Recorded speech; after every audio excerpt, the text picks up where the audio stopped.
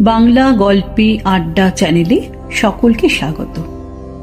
আজ আমি আপনাদের পড়ে শোনাব শ্রী শ্রী রামকৃষ্ণ পরমহংসদেব রচিত একটি ছোট্ট গল্প, ব্যাকুলতা।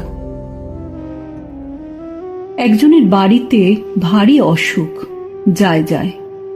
কেউ বললে স্বাতী নক্ষত্রে বৃষ্টি পড়বে, সেই বৃষ্টির জল মরার খুলিতে থাকবে, আর একটা সাপ ব্যাঙকে তেড়ে যাবে।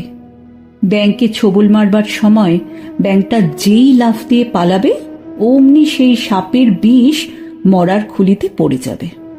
সেই বিষের ঔষধ তৈয়ার করে যদি খাওয়াতে পারো তবে বাঁচে। তখন যার বাড়িতে অসুখ, সেই লোক দিনক্ষণ নক্ষত্র দেখে বাড়ি থেকে বেরুলো, আর ব্যাকুল হয়ে ওই সব খুঁজতে লাগলো। মনে মনে ঈশ্বরকে ডাকছে, ঠাকুর তুমি যদি জোটপাট করে দাও তবেই হয়। এই রূপে যেতে যেতে সত্য সত্যই দেখতে পেলে একটা মরার মাথার খুলি পড়ে রয়েছে। দেখতে দেখতে এক পশলা বৃষ্টিও এলো। তখন সে ব্যক্তি বলছে, হে গুরুদেব, মরার মাথার খুলিও পেলাম, আবার স্বাতী নক্ষত্রে বৃষ্টিও হলো। সেই বৃষ্টির জলও ওই খুলিতে পড়েছে।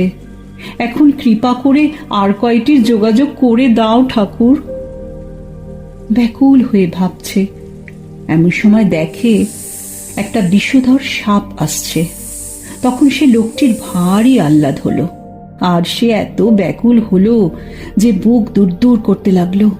আর সে বলতে লাগলো, হে গুরুদেব, এবার সাপও এসেছে, অনেকগুলির যোগাযোগও হলো, কৃপা করে এখন আর যেগুলি বাকি আছে সেগুলি করিয়ে দাও। বলতে বলতে ব্যাঙও এলো। সাপটা তাড়া করে যেতে লাগলো। মরার মাথার খুলির কাছে এসে যেই ছোবল দিতে যাবে, ব্যাঙটা লাফিয়ে ওদিকে গিয়ে পড়ল, আর বিষ অমনি খুলির ভিতর পড়ে গেল। তখন লোকটি আনন্দে হাততালি দিয়ে নাচতে লাগলো। একজন গুরুকে জিজ্ঞাসা করেছিল, মহাশয় বলে দিন ঈশ্বরকে কেমন করে পাব? গুরু বললে, এসো আমি তোমায় দেখিয়ে দিচ্ছি। এই বলে তাকে সঙ্গে করে একটি পুকুরের কাছে নিয়ে গেল। দুজনেই জলে নামল। এমন সময় হঠাৎ গুরু শিষ্যকে ধরে জলে চুবিয়ে ধরলে।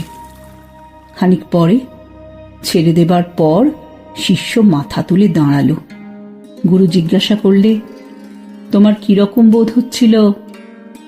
শিষ্য বললে, প্রাণ যায় বোধ হচ্ছিল, প্রাণ আটুপাটু করছিল। তখন গুরু বললে, ঈশ্বরের জন্য যখন প্রাণ আটুপাটু করবে তখন জানবে যে তাঁর সাক্ষাৎকারে দেরি নেই।